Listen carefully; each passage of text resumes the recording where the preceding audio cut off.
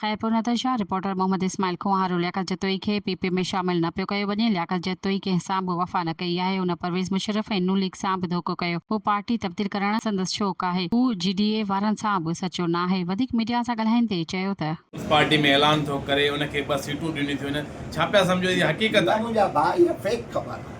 तव्हां ॾिसो लियाकत जतोई जो हर 6 महीने इहो शो हलंदो आहे। इहो शो हलंदो आहे। लियाकत जतोई खे असांखे आणण जी ज़रूरत कहिड़ी आहे? असां लियाकत जतोई खां सवाइ असांजा कैंडिडेट सुठनि मार्जिन सां खटनि था त 18 साल लियाकत जतोई पावर खां ॿाहिरि 19 साल थी विया आहिनि। हे उनजा हिकिड़ा हथ ठोकिया फेसबुक ते ॾेई था छॾनि। अगरि लियाकत जतोई त पीपल्स पार्टी में ऐलान बि करे थो त छा उनखे 2 सीटूं मिलंदियूं या उनजी पीपल्स पार्टी में ज़रूरत आहे? पहिरीं ॻाल्हि त लियाकत जतोई खे पीपल्स पार्टी वठंदी कान्हे।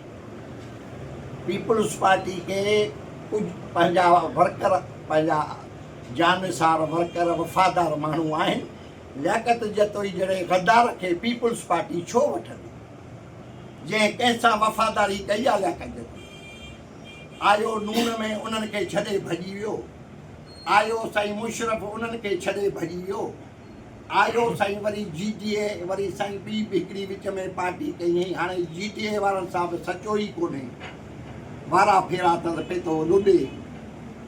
लियाकत जतोई जो सुवाल ई पैदा कोन थो थिए त मां नथो सम्झां त असांजी क़यादत पोइ अहिड़ो फ़ैसिलो न कंदी। अच्छा, त आख़िरी सवाल इहो आहे, तालका सदारत जेके रदो बदल थियो आहे, दादू ज़िलो मुकमल थियो आहे, ॿिया ज़िला मुकमल थिया आहिनि। तालका कैंचा में जेके नज़रियाती पुराणा असुली जेके वर्कर आहिनि पीपल्स पार्टी खे MRDA दौरनि में पंहिंजूं जाननि मालुनि जा नज़रा ॾिना, उन खां पोइ बि अञा ताईं सिलेक्शन नथी थिए। छा पिया सम्झो त छो नथी थिए ऐं सबबु छा आहिनि? मां अर्ज़ु कयां त पार्टी खे सभु ख़बर आहे। पार्टी खे सभु पतो आहे त केरु कमु करे थो, केरु नओं आहे, केरु पुराणो आहे। पार्टी हेॾी वॾी असांजी चइनि सूबनि जी पार्टी आहे। फेडरल पार्टी आहे बाबा। असांजी पार्टी आला पार्टी आहे।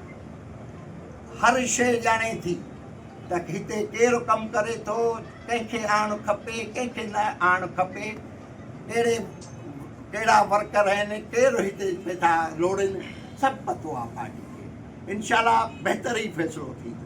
बहितर ई फ़ैसिलो। Thank U.